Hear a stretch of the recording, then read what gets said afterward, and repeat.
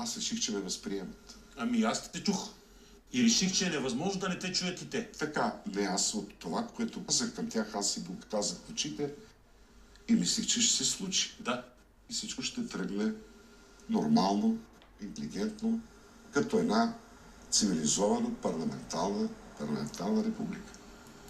Обаче се оказа, че не е така. Скоро един голям мой приятел, много умен човек, Сашо Лилов, той е болен, ходих да го видя, ми каза: Стефане, май, ние с тебе сме последните наивници. И тази натрапчива мисъл почва много да ме обладава. Дали съм наистина последният наивник в тая държава, който от сърце желае да се случи нещо добро за хората, с които живеем, които са между нас. Не знам, надявам се, понеже съм и малко оптимист, и да се случи. Трудните раждания, много интересни работи се случват. Въпросът е дали си прав. Това, което му се иска на един човек, аз опазваме Господ да давам съвети точно на теб, но наблюдавам отстрани всичко, което се случва, отстрани, като гражданин на тази парламентарна република. И когато днеска чух това, което каза, ти си прав, наистина. Дали някой ще слуша, това е друг въпрос. Това не променя факта, че си прав. Не, защото аз за себе си прав и... Не за себе си, по принцип си прав. Защото не е нормално да има това, което се случва днес. И аз бяха ми направили моите колеги друг анонс към тебе и аз откровено ти казвам, защото трябваше да използвам думите цир в анонса, но някак си ми се стори изведнъж, като седна до мен, така несъпоставимо да използвам тия думи и след това да представя теб. Затова игнорирах анонса, казах по някакъв си начин, че имам честта,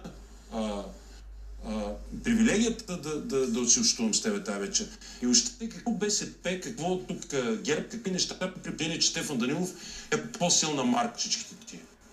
И за това ти днес беше там, на това място, не само като доайен заради възрастта, а заради всичко, което си направил. Та исках да кажа, че наистина беше цирк това и беше унизително. От един момент нататък наистина не се издържаш. Абе, то можеше и повече да бъде. Защото по едно време, като видях... Да гледам оптимистично. Свет, къщите им очи, но общо взето, то вече малко по-нататък се развихриха парламентарните фатки и игри с излизане от парламентарната зала, горе на кворума и така. Виж, аз знам, защото съм бил във властта и съм падал от властта и знам, че боли. Знам и го признавам. Вярно е, че ние паднахме 2009 година много лошо. Тук, колкото и очуден да съм бил, аз говоря за себе си, защото бях много очуден, това го преживях, но аз се затворих в себе си. Сега усещането ми, че първа сила, между другото, господин Борисов ме поздрави и ми напомни, че те са първа сила. И ми беше на устата да кажа, ама все пак официално место е голема работа. Да отговоря.